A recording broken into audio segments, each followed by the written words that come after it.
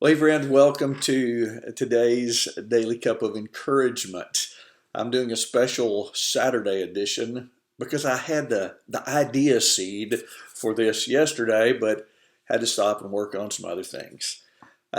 Like many folks, I have several longtime favorite verses that have strengthened and encouraged me for decades. 1 Peter 5:7 is one of those, casting all your anxiety on him because he cares for you. I'm not very artsy crafty, but about 30 years ago, I did two cross stitch kits. I know. Uh, we were young parents living on a small church pastor salary, so Mrs. Sweetie could stay home with babies. Entertainment and hobby choices were limited, and she was doing some cross stitch, so I joined her. My favorite aunt, excuse me, loved hummingbirds, so the first one I did was a hummingbird that I gave her. The only other one I did was a design of 1 Peter 5:7.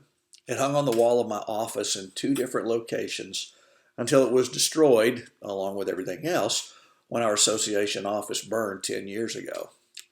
I think the reason this verse is so meaningful to me and to so many others is that there are times for all of us when we would give anything for just a moment of relief.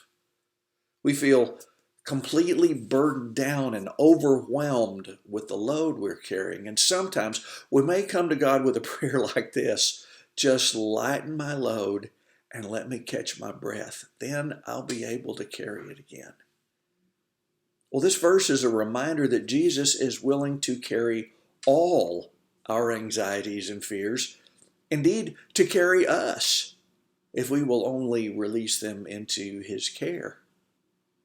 So why is it so hard to cast? The word in the original language means to throw upon, to cast all our anxieties on him. This is one of those times that the most commonly memorized part of a passage of Scripture may be missing some important context. Listen to this. And all of you clothe yourselves with humility toward one another, for God is opposed to the proud, but gives grace to the humble. Therefore, humble yourselves under the mighty hand of God, that he may exalt you at the proper time, casting all your anxiety on him, because he cares for you. And that's 1 Peter 5:5-7. There's an even broader context to go deeper, but this is enough for my aha moment for today. Is it possible that the reason we have so much trouble entrusting our anxieties to him is that we are too proud to admit that we can't handle them ourselves? Is it even possible that our stubborn refusal to be humble actually creates some of our load of anxieties and fears? Is it possible that we have so buried ourselves beneath the load of pride that we have no patience to wait for the proper time at which God will exalt us or lift us up from beneath the load? Is it possible that this whole passage is more about walking in humility in step with Jesus than it is about getting relief from our anxieties?